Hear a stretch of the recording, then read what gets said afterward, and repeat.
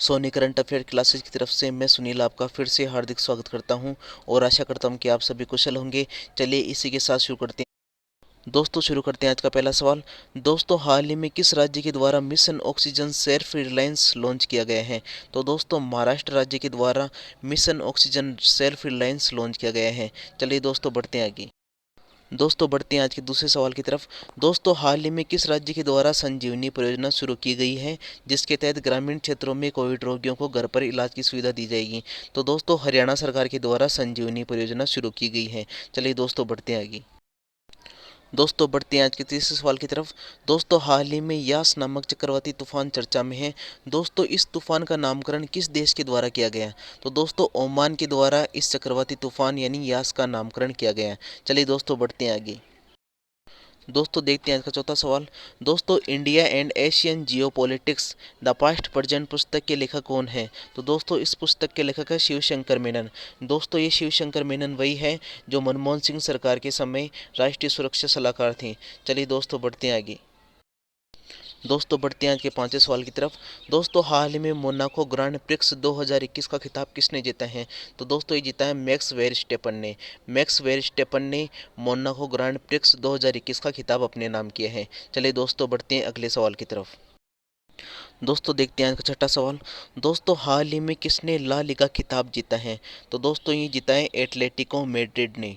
चलिए दोस्तों बढ़ते हैं अपने अगले सवाल की तरफ। दोस्तों हाल ही में किसने 18 ग्लिचिक पुरस्कार जीते हैं? तो दोस्तों हॉकी इंडिया ने ये पुरस्कार जीता है और अंतर्राष्ट्रीय हॉकी महासंघ के द्वारा ये पुरस्कार दिया जाता है हॉकी के क्षेत्र में अद्भुत विकास के लिए। चलिए दोस्तों बढ़ते हैं अगले सवाल की तरफ। दोस्तों बढ़ते हैं आज के आठवें सवाल की तरफ। दोस्तों हाल ही में किसे जानवरों की बुद्धि और मानवता पर किए गए उनके कार्य के लिए टेम्पल्टन पुरस्कार से सम्मानित किया गया है?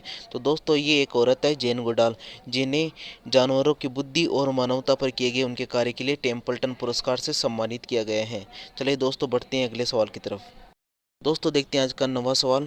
दोस्तों हाल ही में किस राज्य सरकार के द्वारा अपने यहाँ पर विधान परिषद के गठन का निर्णय लिया गया है? तो दोस्तों पश्चिम बंगाल के द्वारा अपने यहाँ पर विधान परिषद के गठन का निर्णय लिया गया है। दोस्तों इससे पहले भारत के 6 राज्यों में विधान परिषद का गठन हो चुका है।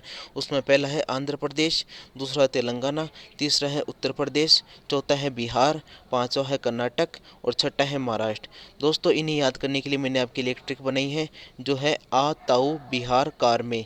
आ से आंध्र प्रदेश, ता से तेलंगाना, ऊ से उत्तर प्रदेश, बिहार, कार से कर्नाटक, में से महाराष्ट्र।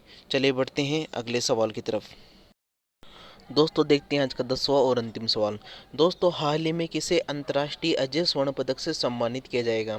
तो दोस्तों रमेश पोखरियाल निशंक जी को अंतर्राष्ट्रीय अजय स्वर्ण पदक से सम्मानित किया जाएगा, जो वर्तमान में हमारे केंद्रीय शिक्षा मंत्री हैं। चलिए दोस्तों इसी के साथ आपसे विदा लेता हूँ और आशा करता हूँ कि आपको आज की क्लास अच्छी लगी होगी। आपको ये क्लास कैसी लगी हमें कमेंट बॉक्स में लिखकर ज़रूर बताइए। राम राम।